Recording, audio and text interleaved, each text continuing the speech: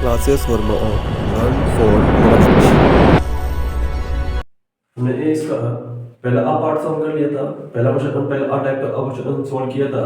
अब इसके बाद में हमारे पास में ए इसी ई चैप्टर के लिए दूसरा आ टाइप का क्वेश्चन आता है, क्वेश्चन नंबर 2।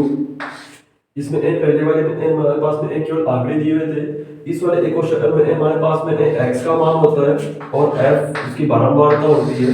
हम कुछ मान ले लेते हैं जिसके आधार पर इस क्वेश्चन को सॉल्व करेंगे। दूसरे टाइप का क्वेश्चन आपको वो कुछ इस तरह से मिलेगा जिसमें आपको x दिया होगा। x मतलब अब आपके पास में कोई भी संख्या आ हो सकती है, कुछ भी हो सकते हैं। जैसे कि हम मान लेते हैं हमारे पास में 7 12 15 18 20 इस तरह से कुछ आंकड़े दिए हुए, मान दिए हुए, फ्रीक्वेंसी दी हुई है हमारे पास में 3 4 8 5 2। इस क्वेश्चन को x है, f है। अब हमें इसमें इसका अब माध्य भी ज्ञात करना है, माध्य ज्ञात करना है। इस क्वेश्चन की माध्यिका भी ज्ञात करनी है और इसी क्वेश्चन का अब हमें बहुलक भी निकालना है।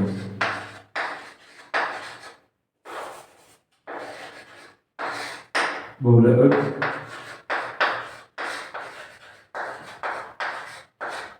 ज्ञात करो। एक ही क्वेश्चन है, क्वेश्चन का टाइप थोड़ा चेंज है। पहले वाले क्वेश्चन में हमारे पास में केवल आंकड़े दिए हुए थे। इस वाले क्वेश्चन में x दिया हुआ है, f दिया हुआ है। इस वाले क्वेश्चन में हमें माध्य, माध्यिका और इसका अब बहुलक ज्ञात करना है। तो माध्य ज्ञात करने के लिए हमारे पास में x है, f है। अब माध्य ज्ञात करने का जो सूत्र होता है वो होता है x bar equal to sigma fx upon sigma f। इसमें ऊपर दिया हुआ है सिग्मा fx, यानी कि fx निकालना पड़ेगा। fx मतलब अब ये x हो गया, ये f हो गया। आपको एक कॉलम और बनाना पड़ेगा, fx मल्टीप्लाई करके इसको लिख देंगे, इन दोनों का गुणा करेंगे और यहाँ पर लिखते जाएंगे। यह जाएगा अब 7 या 21, इसको गुणा करेंगे तो यह जाएगा 4 दूनी 8 और 4 का 4 5 और 50, 15 8 है 120, 18 5 है 90, 20 दूनी 40। ये पर इनको गुणा कर लिया तो fx ज्ञात हो गया। अब यहाँ पर दिया हुआ है सिग्मा। सिग्मा का मतलब होता है सभी आंकड़ों को, सभी मानों को जोड़ना। तो इनको जोड़ लेंगे तो यहाँ पे ये आपको लाइन से लिखेंगे तो आपका जोड़ना अभी आसान रहेगा। इसको जोड़ करके हम यहाँ लिख लेंगे, इसको जोड़ करके यहाँ लिख लेंगे, इसको बोलेंगे सिग्मा f। तो इसका जो जोड़ा जाएगा अब उसे कर देंगे सिग्मा fx। दोनों को जोड़ते हैं 4 3 7 8 7 15 5 20 और 2 22 आ जाएगा। इसको जोड़ेंगे तो ये 8 और 1 9, फिर ये 4 2 6 2 8 4 12 और 9 किसका 1 का 2 और 3 कितना आ जाएगा हमारे पास में इसका जोड़ आ गया 319। तो यहाँ पर ये रख देंगे 319 बटे में आ जाएगा हमारे पास में 22। अब आपको केवल इसमें सिंपल इसका अब भाग लगाना है। इसका अब भाग देंगे 319 में 22 का अब भाग देंगे, ये आ जाएगा अब 22 का 22 ऐसे ही लेंगे 11 11 में से 2 जाएंगे तो 9 ये कट जाएगा, ये आ जाएगा 9 आ जाएंगे 99 इसमें भाग देंगे 4 दूनी 8 4 दूनी 8 हमारे पास में आ जाएंगे 11 पॉइंट लगा देंगे तो 0 लग जाएगा 110। 5 से भाग देंगे तो 5 दूनी का 0 आ गया 5 दूनी 10 और 11 का पूरा कट जाएगा, यानी कि इसका जो माध्य आ गया है वो आ जाएगा 14.5। माध्य कितना आ जाएगा इसका 14.5 आ जाएगा। तो जब भी आपको आगे एक x दिया हो, f दिया हो, माध्य निकालने का सबसे सरल तरीका है सिग्मा fx बटा हुआ सिग्मा f।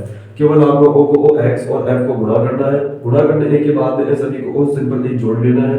सिग्मा f भी निकाल लेंगे, सिग्मा fx भी निकाल लेंगे और यहाँ पर सूत्र में रख करके उसको भाग दे देंगे तो इसका मान आ जाएगा x बार बराबर कितना आ जाएगा 14.5। इसी तरह से अब इसी क्वेश्चन का हमने इसी क्वेश्चन का हमने क्या निकालना है, माध्य निकाल गया है। इसकी माध्यिका निकालनी है। माध्यिका निकालने के लिए अगर इस तरह का क्वेश्चन आता है तो माध्यिका कैसे निकालेंगे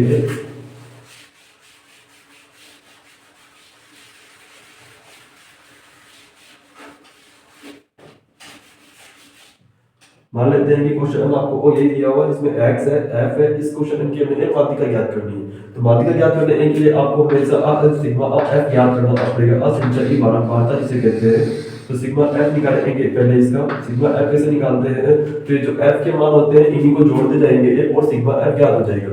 तो यहाँ पे जोड़ेंगे तो ये 3 का 3 आ जाएगा, 3 में 4 जोड़ेंगे तो ये जिगजैग चलता है इस तरह से, 3 में 4 जोड़ेंगे तो ये 7 आ जाएगा, 7 में 8 जोड़ेंगे तो वो 15 आ जाएगा, 15 का 5 कितना हो जाएगा अब 20, और 20 और 2 कितना आ जाएगा अब 22। जो लास्ट वाला मान आता है वो सिग्मा एफ वाला मान भी होता है, जिसको लास्ट वाले एक को हम एन कहते हैं, कैपिटल एल एन से दिखाते हैं। माध्यिका निकालने के लिए सबसे पहले क्या करेंगे, सिग्मा सी एफ निकालेंगे, संचयी बारंबारता कहते हैं, जो एफ की सहायता से निकलती है। फिर जो लास्ट मान आता है वो एन हो जाता है, आपको वो एन अपॉन 2 निकालना है, एन अपॉन 2 करेंगे तो यहाँ जाएगा अब 22 बटा 2 भाग देंगे तो कितना आ जाएगा इसमें 11। अब देखना है कि 11 से एक बड़ी ही संचयी बारंबारता कौन सी है इसमें, तो 11 से बड़ी संचयी बारंबारता कौन सी आ रही है, ये वाली आ रही है। तो इस पे हम बोला करेंगे या इसकी 11 से बड़ी संचयी बारंबारता, तो इसके सामने ये वाला जो x का मान होगा अब वही हमारी क्या बन जाएगी, माध्यिका आ जाएगी। तो माध्यिका क्या हो जाएगी, तो माध्यिका बराबर 15, माध्यिका बराबर कितना आ जाएगा 15। यहाँ पे आप चाहे तो एक लाइन लिख सकते हैं कि 11 से एक बड़ी ही संचयी बारंबारता 15 है, इसीलिए माध्यिका कितनी हो जाएगी 15। यहाँ पर जो मान आएगा वो वाला लिखेंगे, ये वाला आप 15 नहीं लिख रहे हैं पर जो इसके सामने जो x वाला मान आएगा उसी को हम माध्यिका कहेंगे। फिर बचता है बहुलक। बहुलक सबसे आसान है, बहुलक यहाँ पर देखना है कि x और f दिया होता है, f वाली ही लाइन में सबसे बड़ा मान कौन सा आ रहा है, तो जैसे कि इस में बारंबारता सबसे ज्यादा किसकी है, ये 8, सबसे बड़ी बारंबारता कौन सी है 8। तो जो सबसे बड़ी बारंबारता होती है उसी के सामने जो x आता है उसे हम बहुलक कहते हैं। तो यहाँ पे बहुलक का मान कितना आ जाएगा 15 आ जाएगा, बहुलक का मान कितना आ जाएगा इसमें 15 आ जाएगा। तो हमने इसी क्वेश्चन की यानी कि इस टाइप का जो क्वेश्चन होता है उसमें माध्य निकालना भी सीख लिया, माध्यिका निकालना भी सीख लिया और बहुलक निकालना भी सीख लिया। अब आपके पास में इस तरह का कोई भी क्वेश्चन आ जाए तो आप इसी तरीके से माध्य, माध्यिका और बहुलक ज्ञात कर सकते हैं।